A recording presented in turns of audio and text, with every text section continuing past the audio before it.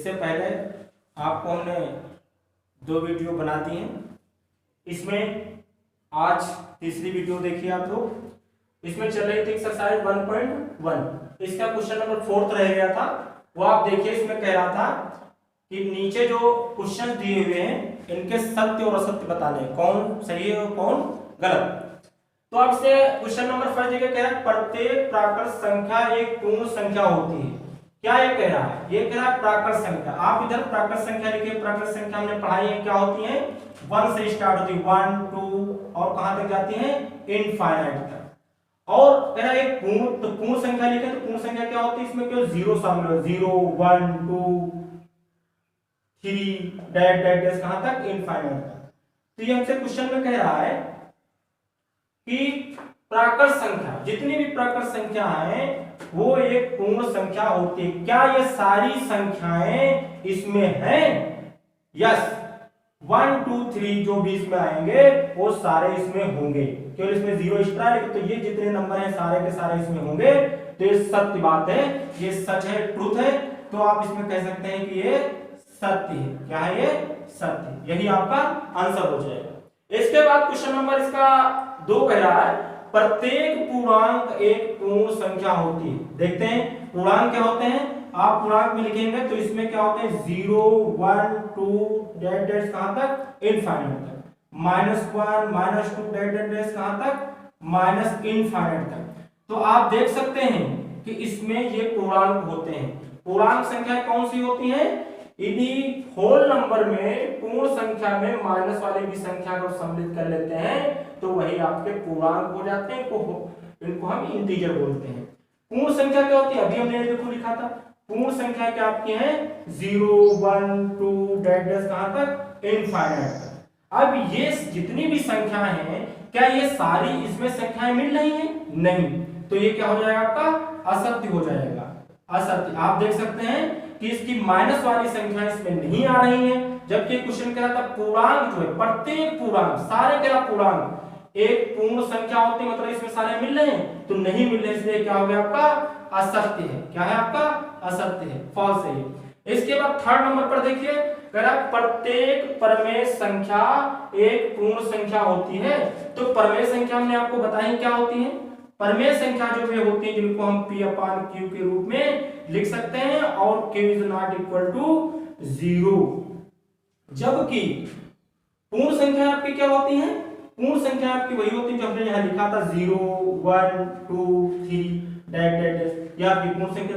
इसमें आपकी बटे में आ जाएंगे 3/2। आपकी पॉइंट वाली 0.2 इस तरीके की भी संख्या आ जाएंगी। तो ये संख्या आपकी इसमें ये तो होंगी ही, लेकिन ये भी इस वाले में परमेय संख्या में ये बटे में और पॉइंट वाली भी संख्या होती है जो कि इसमें नहीं है। जबकि ये कह रहा जितनी भी परमेय संख्या है वो सब इसमें क्या होती हैं? तो ये सारी संख्याएं इसमें नहीं होती हैं, इसलिए ये भी आपका क्या हो जाएगा? असत्य हो जाएगा। क्या हो जाएगा? आपका असत्य। क्या है? ये आपका असत्य। और ये आपका आंसर हो गया। ये आपकी एक्सरसाइज 1.1 कंप्लीट हो गई। इसके बाद आप लोग एक्सरसाइज 1.2 पढ़ने से पहले डेसिमल नंबर्स के बारे में जान लेते हैं। तो डेसिमल नंबर्स दशमलव संख्या, इनको हम 2 भागों में डिवाइड कर देते हैं। एक भाग तो आपका हो जाता है शांत दशमलव का, और दूसरा भाग हो जाता है अशांत दशमलव का। शांत दशमलव क्या होते हैं? जिसमें दशमलव के बाद नंबर जो होते हैं वो फिक्स होते हैं। 2 नंबर के बाद आगे नहीं आएंगे, 3 नंबर के बाद पॉइंट के बाद नंबर जो होते हैं उनकी संख्या फिक्स होती है। जबकि अशांत दशमलव में क्या होता है? नंबर की संख्या फिक्स नहीं होती है, उसमें डैश डैश डैश इनफाइनाइट तक लिख सकते हैं। तो इसमें हम देखते हैं कि ये शांत दशमलव कौन से होते हैं। तो इसमें शांत दशमलव में देखिए आपके क्या हो जाते हैं। आप इसको लिख सकते हैं इसमें 0 पॉइंट, मान लीजिए आपने लिख लिया 0.32। आप इसको क्या लिख सकते हैं? अगर यहां से हम पॉइंट हटाते हैं तो क्या लिख देते हैं? ये ऊपर वाला तो इसे लिखते हैं, पॉइंट नहीं लिखते हैं, तो पॉइंट के लिए नीचे 1 लिखते हैं, और जितने इधर नंबर होते हैं उतने क्या बढ़ा लेते हैं? 0। आप इसको चाहें तो काट भी सकते हैं। इस तरीके से कोई भी नंबर और भी हम लिख सकते हैं। जैसे मान लिया 3 5 ले लिया, इसको हमने चेंज किया तो इसमें होगा 3 5 और फिर 100 हम नीचे ले सकते हैं। या और नंबर ले सकते हैं 0.351 5 ऐसे लिख सकते हैं। तो हम देखेंगे जब इस पॉइंट को हटाएंगे तो हम क्या करेंगे, ऊपर तो वही नंबर लिख लेते हैं, लेकिन नीचे में जितने इसने नंबर लिखे हो उतने 1 लिख करके क्या बढ़ा देते हैं, हम 0 बढ़ा देते हैं। तो कितने नंबर बढ़ाएं इस पर, 1 2 3 4, तो हमने यहाँ 4 0 बढ़ा दिया 1 के बाद। तो आप देख सकते हैं शांत दशमलव में क्या होगा, दशमलव के बाद जो संख्या होगी वो फिक्स होगी, वो आगे नहीं जाएगी। जैसे 0.32, 2 के बाद कोई नंबर और नहीं है, डैश नहीं है। उसके बाद 0.35, उसके बाद 0.3515, इसकी एक लिमिटेशन होती है, इसमें डैश नहीं आता है। उसके बाद आप आएंगे इसमें अशांत दशमलव में। तो जो अशांत दशमलव संख्या होती है वो ऐसी संख्याएं होती हैं जिसमें जो नंबर होते हैं वो फिक्स नहीं होते हैं, उनको हम इनफाइनाइट तक लिख सकते हैं। इनको हम 2 में डिवाइड कर देते हैं। अब देखिए जो इसमें आएंगे वही ये संख्या होंगी, तो इसमें कौन सी आती है, इसमें कौन सी आती है, ये आपके होते हैं पुनरावृत्त दशमलव संख्या। मतलब इसमें संख्या होगी तो इनफाइनाइट तक, लेकिन बार बार वही आएगी, रिपीट करेगी, रिपीटिंग डेसिमल नंबर होता है। इसमें क्या होगा, ये नॉन रिपीटिंग डेसिमल नंबर होता है। इसमें क्या होगा कि संख्या सेम वही नहीं आएगी, बल्कि संख्या इनफाइनाइट तक क्या होगी, बदलती रहती है। इसलिए आप इसमें देखिए कैसे हम लिख सकते हैं, जैसे हम लिख सकते हैं 0.3333 डैश इनफाइनाइट तक।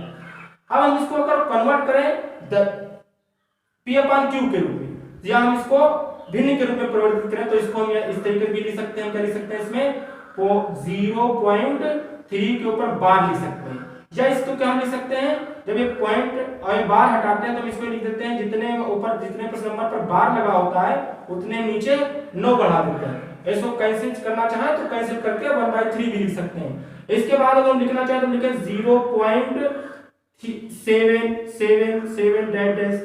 इसके बाद अगर हम इसको भी चाहे तो कैसे लिख सकते हैं, 0.7 के ऊपर क्या लिख सकते हैं, बार लिख सकते हैं। अब आप देखेंगे इसको हम क्या लिखेंगे, 7 अपान कितना 9, केवल 7 नंबर पर क्या है आपका बार लगा है, तो एक हम 9 बढ़ा देंगे।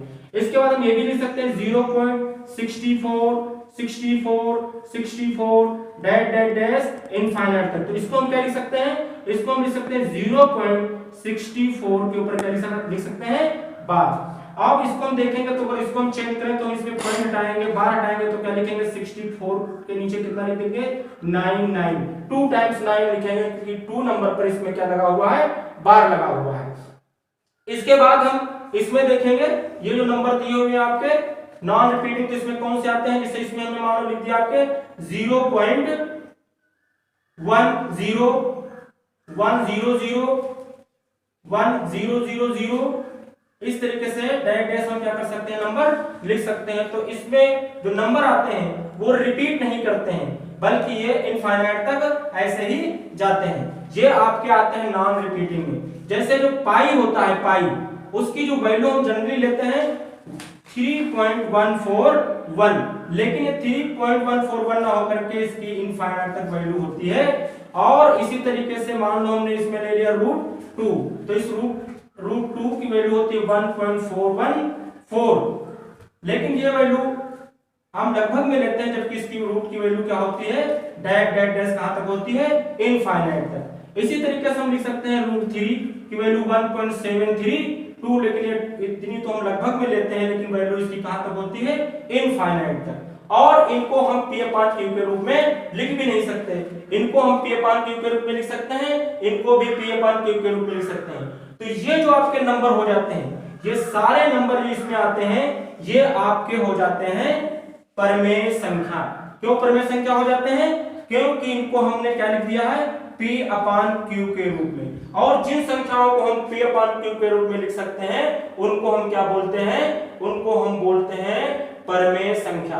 तो परमेय संख्या में आप लोग देख सकते हैं कौन से नंबर आ रहे हैं आपके, जो आपके टर्मिनेटिंग डेसिमल नंबर है और आपके जो रिपीटिंग डेसिमल नंबर है वो आपके परमेय संख्याओं में आते हैं, क्योंकि इनको देखिए हम P/Q के रूप में लिख सकते हैं, इसलिए ये आपके क्या हो जाएंगे, परमेय संख्याएं हो जाएंगी।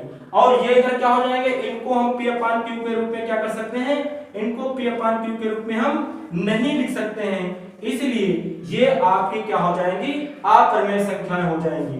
तो आप इस तरीके से देख सकते हैं, ये आपकी एक्सरसाइज के लिए बहुत इंपॉर्टेंट है, इसलिए आप इसको अच्छी तरीके से पढ़िए और समझिए और इसका नोट्स बना लीजिए ताकि आप कभी भी भूलेंगे नहीं।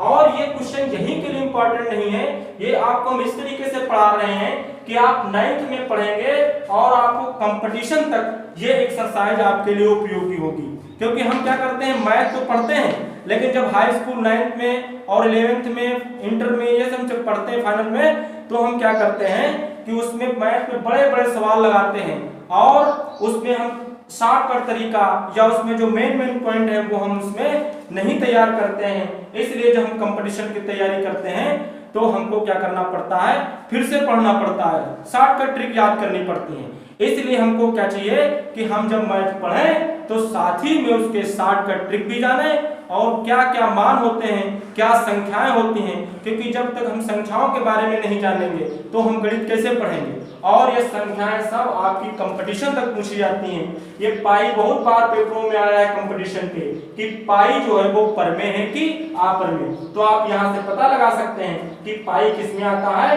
अपरमेय नंबर में आता है, इर्रेशनल नंबर में आता है। जबकि आपके जो पॉइंट वाले नंबर होते हैं या आपके जो बार वाले नंबर होते हैं या आपके जो रिपीटिंग वाले नंबर होते हैं, ये सारे के सारे नंबर आपके किस में आते हैं, रेशनल नंबर में आते हैं। इसलिए इनको हम P/Q के रूप में लिख सकते हैं, जबकि इन नंबरों को हम P/Q के रूप में नहीं लिख सकते हैं। इनको जानना अति आवश्यक है और इसके आगे हम आपको एक्सरसाइज की कल कराएंगे।